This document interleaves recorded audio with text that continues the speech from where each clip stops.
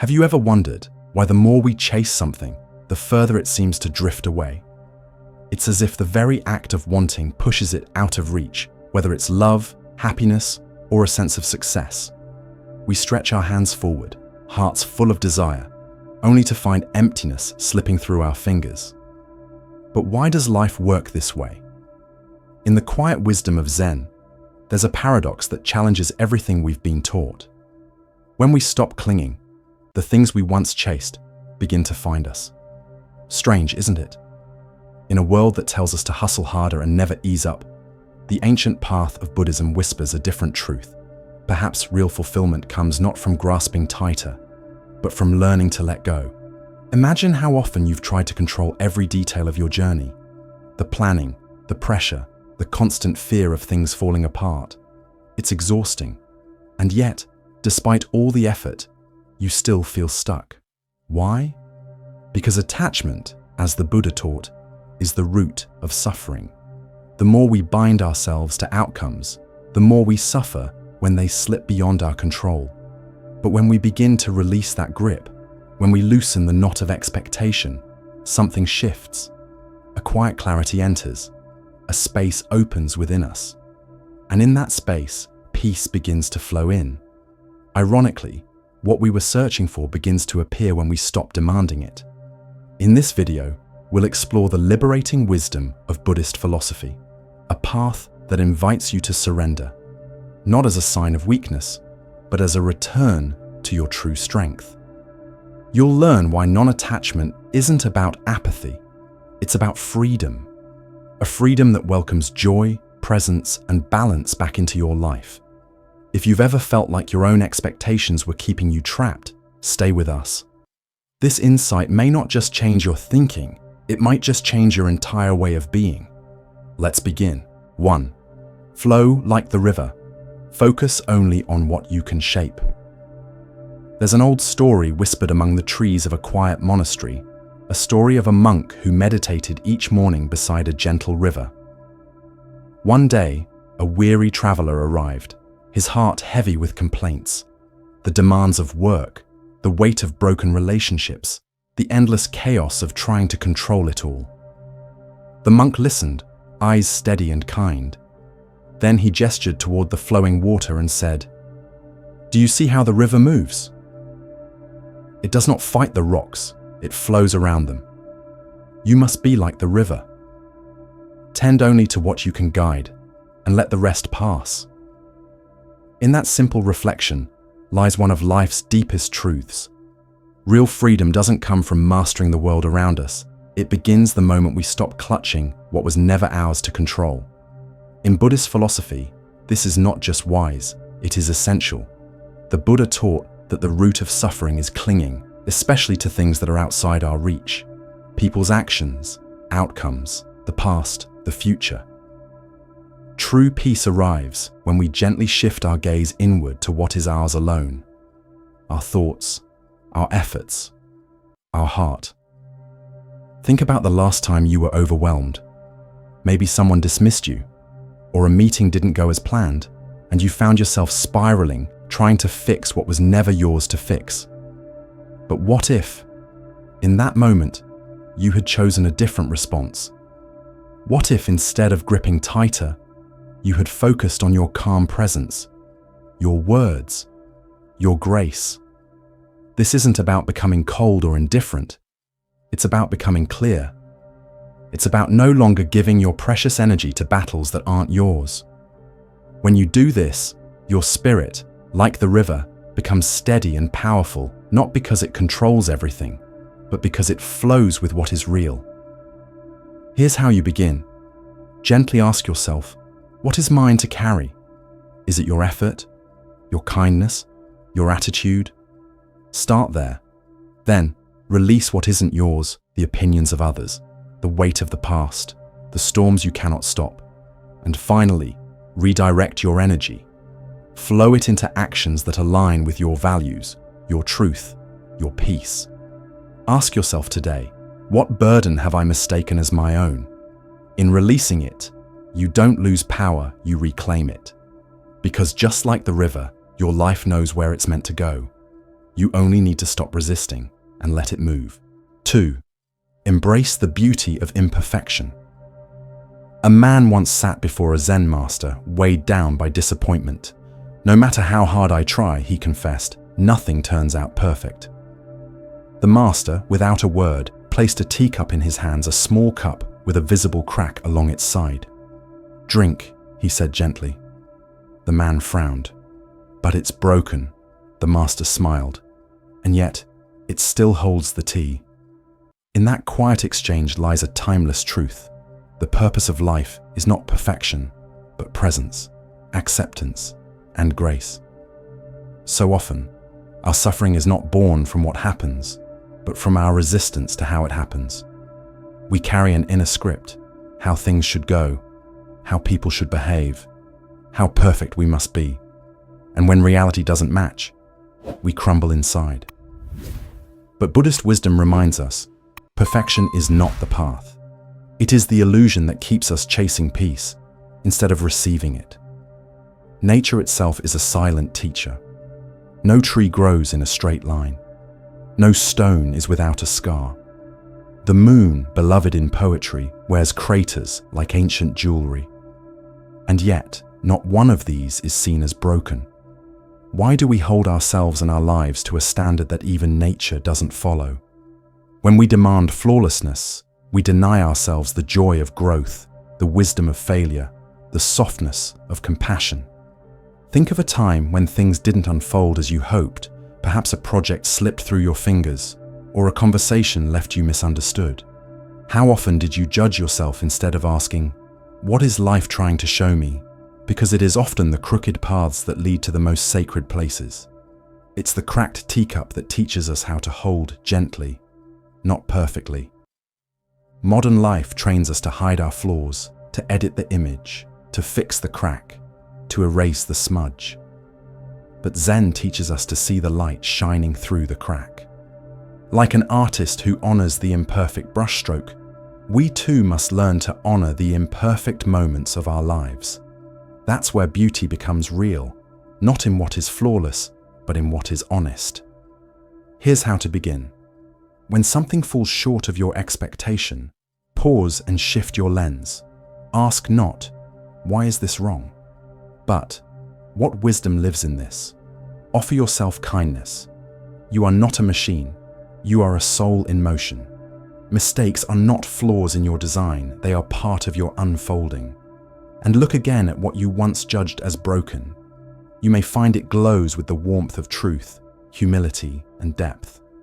Ask yourself gently, what part of my life have I rejected for not being perfect?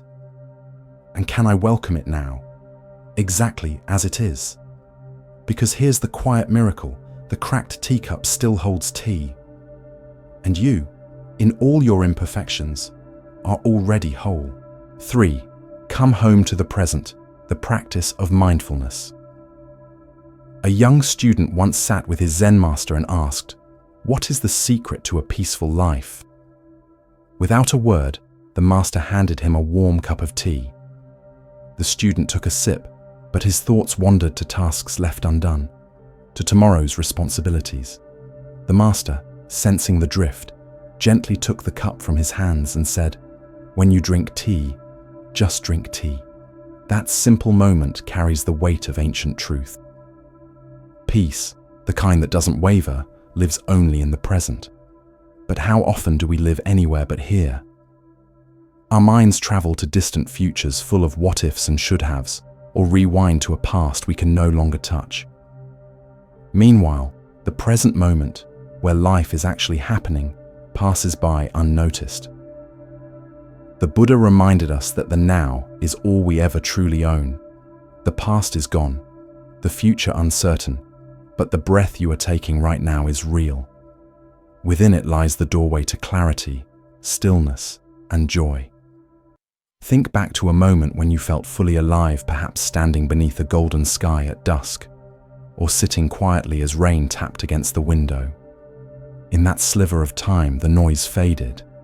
You were simply there, and it was enough. Mindfulness is not about escaping life's chaos. It's about stepping into the heart of it, awake and aware. In a world that spins faster every day, this practice may seem like a luxury, but it is, in truth, a lifeline. When we're consumed by what hasn't happened or haunted by what already has, we lose the only moment that can ever bring us peace. This one. You don't need hours of silence or mountaintop solitude to begin. Start small. Close your eyes and return to your breath. Feel the air enter and feel it leave. Even one breath fully noticed can return you to yourself.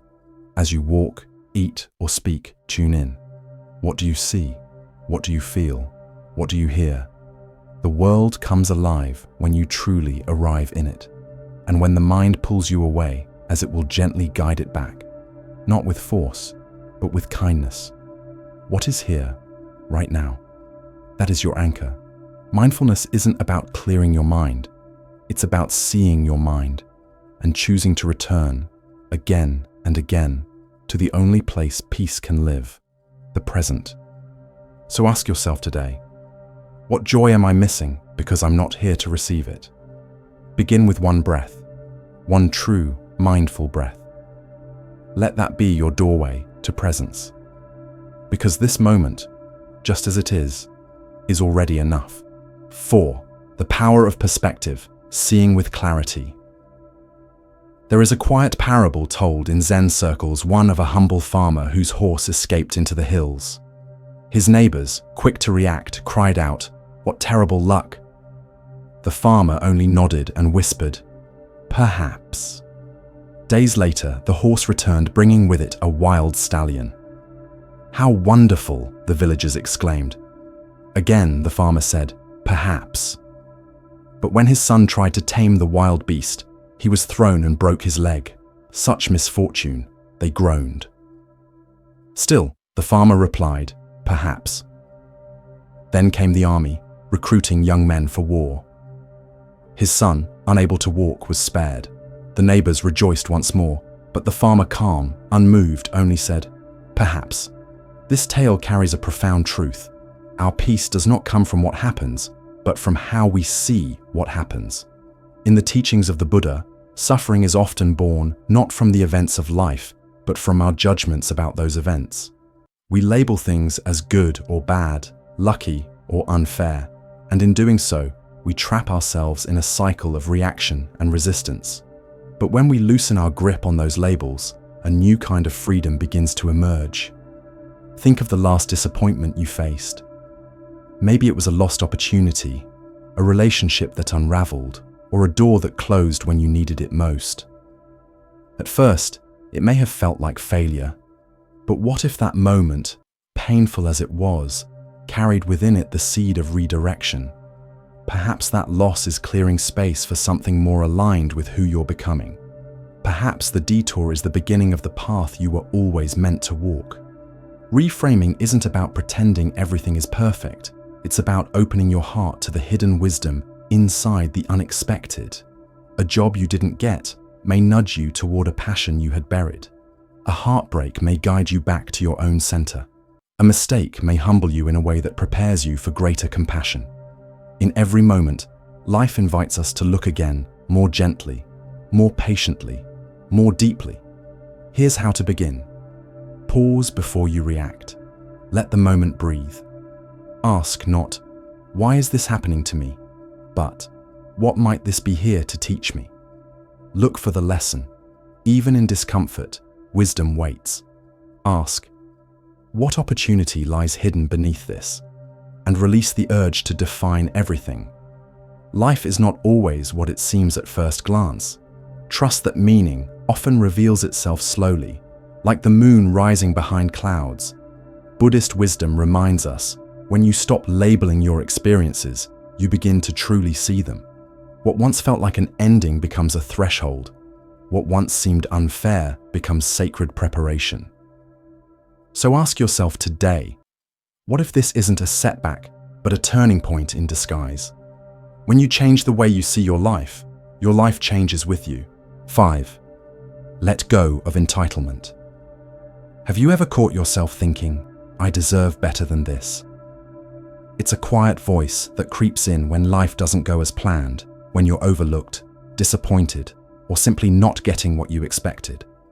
But here's a question that might shift everything. What if life owes you nothing at all, and yet gives you everything? There's a Zen story that echoes this truth. A wandering monk, cold and weary from a storm, approached a grand mansion seeking shelter.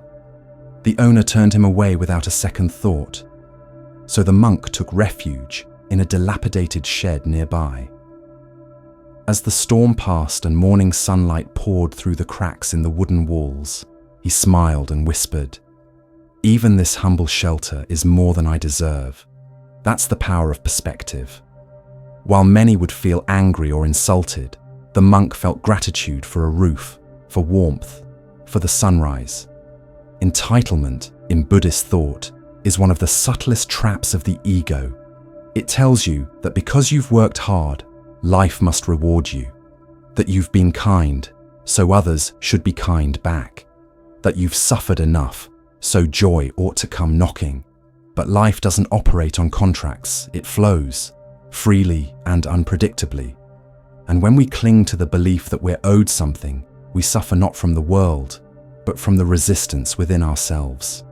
Think about it. How often do we base our happiness on what we think we deserve? A promotion, a perfect relationship, recognition, ease. And when those expectations are unmet, disappointment follows like a shadow. But what if instead of asking, "Why didn't I get what I deserve?" we asked, "What can I learn from this?" That shift alone can turn resentment into resilience. Imagine an artist pouring heart and soul into a painting, only to face indifference. The pain of unmet validation is real. But what if the artist let go of the need for applause and remembered the joy of simply creating? That's the essence of non-entitlement, finding fulfillment in the act itself, not the reward. To let go of entitlement is not to lower your standards, it's to rise above the need for guarantees. Start by trading expectations for gratitude. When you look around and say, "This moment is enough," you unlock a quiet joy that entitlement can never offer. Ask not, "What do I deserve?" but "What can I give?" Because in the giving, in the adapting, in the surrender, you find a peace that no recognition can match. So pause for a moment. What are you clinging to because you believe it's owed to you? Recognition, comfort, success? Let it go. Even for a day. Step into life not as someone demanding payment, but as someone witnessing a miracle. The breath you just took? That's a gift. The sunrise tomorrow? Another. And that's more than enough. 6. Flow with change, not against it. A river never clings to the rocks. It flows quietly, persistently carving its way through earth and time. It doesn't resist the bend in its path or mourn the loss of the land it once touched. It simply moves forward.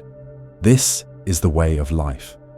In Buddhist wisdom, this truth is known as impermanence, the understanding that nothing, no matter how precious or painful, will last forever.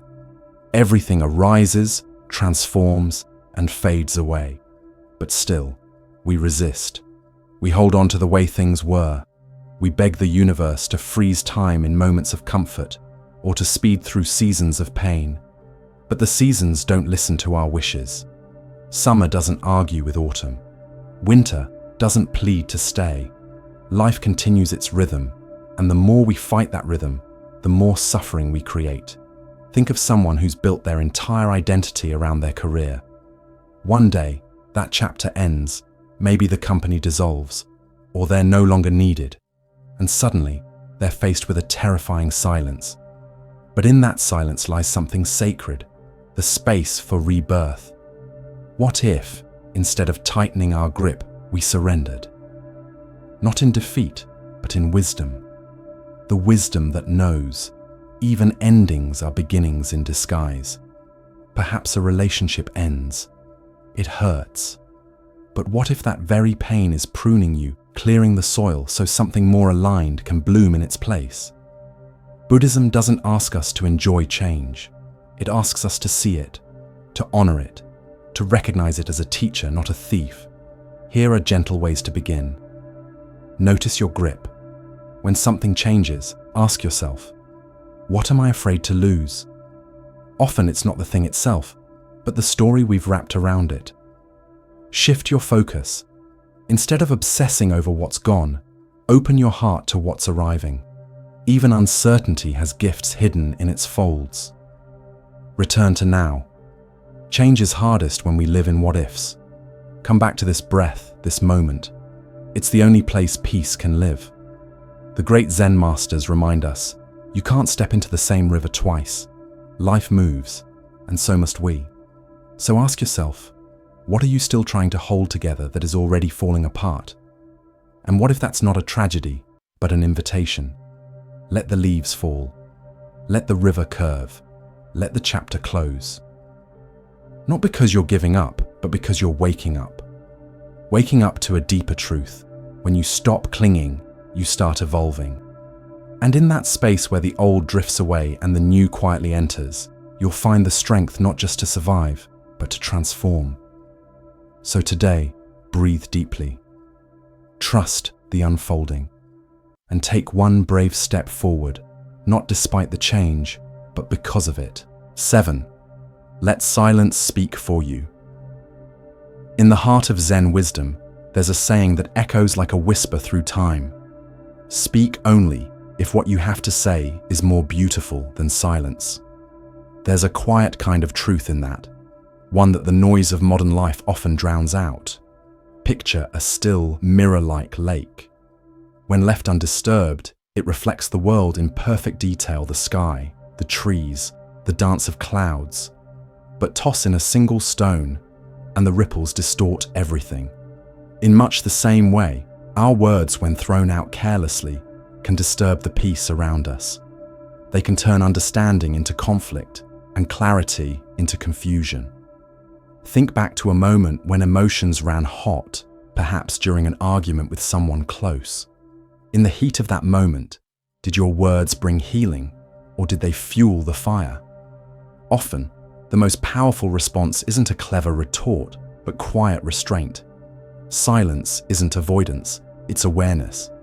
It's choosing wisdom over reaction. In Buddhist teachings, there is deep reverence for right speech, one of the guiding lights of the Noble Eightfold Path. This principle calls us to speak only when our words carry truth, compassion, and purpose. It reminds us that language can be sacred or harmful, depending on how we wield it. When used wisely, our words become bridges, not barriers. Consider a parent frustrated with a child's mistake. The instinct may be to scold, to speak sharply. But in the space of silence, something shifts. There's room to understand, to feel, to notice the child's fear or confusion. That moment of pause becomes a doorway to guidance, not punishment. The same applies in all relationships. Silence gives us time to listen, to reflect, and to respond rather than react. So how do we cultivate the wisdom of silence? Start by pausing before you speak. In moments of stress, take a single breath. Ask yourself, will these words bring peace or pain? If the answer is unclear, let silence answer for you. Listen not just to words, but to tone, to emotions, to what is not being said. True listening is a form of compassion. And when you do speak, let your words be rare and intentional. Not everything needs a response. Sometimes your quiet presence speaks louder than any sentence ever could. The Buddha taught that words hold immense power to build or break, to heal or harm. And when they are infused with truth and kindness, they can transform lives. Practicing mindful silence doesn't mean hiding your truth or avoiding important conversations. It means choosing the right moment, the right tone, and the right intention. Ask yourself this: what if silence isn't the absence of communication, but the presence of understanding? What if, in one moment of silence today, you could bring more peace than 1,000 words ever could? Let today be that moment. Listen more, speak less, and allow silence to lead you to clarity, connection, and calm. 8. Love the life that is not just the one you envisioned. In the quiet folds of Buddhist wisdom lies a powerful truth. Peace doesn't come from wishing the world were different, it comes from learning to welcome it as it is. This is the heart of what some call loving your fate. Not because it's always easy, but because resistance is heavier than acceptance. Imagine being caught in a sudden downpour. You could complain, curse the clouds, and run for shelter, or you could stand still, feel the water soak into your skin, and notice its cool rhythm against your face. The rain doesn't change, but your experience of it does.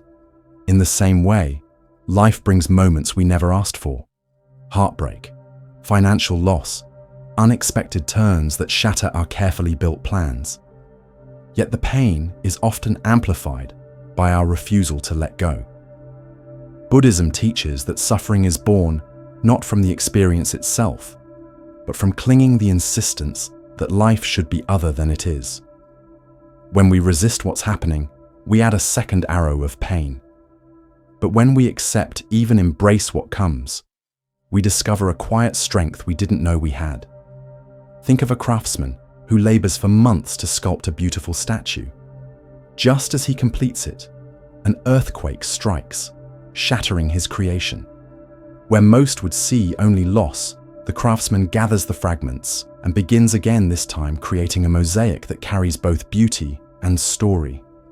This is the art of transforming what breaks us into something sacred. To love your fate is not to give up. It's to recognize that even hardship can become a teacher. When money runs short, it might teach you how little you need to be truly content. When a dream slips away, it might guide you toward a path that better suits your soul. When someone leaves, it may open space for deeper connection with yourself. So how do we begin this practice? Start by noticing the tension. Where are you fighting reality? What parts of life do you wish were different? Then, gently shift your question from, "Why is this happening to me?" to, "What is this moment asking me to see?" Instead of labeling challenges as failures, see them as lessons. What skill are you being invited to grow? Patience, humility, adaptability. Let go of the rigid picture of how life should look. Make peace with the now, even if it's messy. That's where transformation begins. The Buddha once said, "Peace comes from within. Do not seek it without." To love your fate is not to surrender in weakness, but to awaken to a deeper wisdom, the kind that sees beauty in cracked edges, grace in unexpected, and freedom in letting go. So ask yourself, what part of your life are you still resisting? And what would it feel like to soften, just a little, and see that moment as a doorway, not a dead end? Today, take one small step. Pause, breathe, and whisper to yourself, "This too belongs. Even this, especially this." 10. Remember, you will die. There's a truth so easy to forget, yet so powerful it can shake us awake in an instant. We will not live forever. The clock is always ticking. And though we avoid it, deny it, even distract ourselves from it, death is life's most honest companion. In Buddhist tradition, this isn't something to fear, it's something to remember. To truly live, we must walk hand in hand with our impermanence. Why? Because only when we face the end do we begin to cherish the now. Most of us move through our days as if time is endless. We say later to the things that matter, calling a loved one, chasing a dream, forgiving a wound, speaking from the heart. But what if later never comes? Imagine waking up tomorrow and knowing it would be your last sunrise. How differently would you live today? Would you still stress over unread emails, petty arguments, or a missed promotion? Or would you notice the warmth of the sun on your skin, the sound of laughter, the depth of one sincere conversation? This isn't meant to be morbid. It's meant to be a mirror. The awareness of death is not a punishment, it's a teacher. And it teaches this: every breath is a gift, every moment is sacred, and every second wasted on trivial worries is a moment we'll never get back. Consider the man who spent his life chasing achievements, believing joy lived somewhere in the future. Yet at the end of his days, what he wanted most wasn't more accolades, it was time. Time with his children. Time to say, I love you. Time to live in the now, not just plan for it. But time, once spent, never returns. So how do we make this shift from delay to presence? Start by acting now. Whatever you've been postponing, say it, do it, feel it. Call that friend. Apologize. Begin the thing your heart keeps whispering about. Waiting for the perfect moment is a trap, it may never arrive. Reorder your life around what truly matters. Let go of proving, comparing, performing. Instead, choose meaning, depth, connection. Prioritize the people and experiences that make your soul feel alive. Practice gratitude, not just in the good times, but especially in the ordinary ones. The warm drink in your hand, a silent walk, a shared smile. These aren't filler moments, they are life. And lastly, loosen your grip. Let go of the illusion that you can control it all. The universe dances to its own rhythm, and the more we align with that rhythm, the freer we become. As the Buddha taught, the trouble is, you think you have time, but the truth is, you only have now, and in that awareness lies liberation. So ask yourself, what are you waiting for? What truth are you hiding from, simply because you believe you'll have another chance? Today, don't just exist, live. Speak with honesty, love without reservation. Drop the weight of what doesn't matter, and walk this day as if it were your last, not in fear, but in fullness. Because when we stop trying to control life, we begin to truly feel it. Conclusion. You've just taken a journey through 10 timeless principles, not just teachings, but keys to freedom, to peace, to waking up in a world that often feels asleep. Now ask yourself, will you let this wisdom drift away like a forgotten dream? Or will you begin living it, right here, right now? Because transformation doesn't begin tomorrow. It begins with this breath, this choice, this moment. Let go of what no longer serves you. Make space for what truly matters. Return to the present. Again and again and again.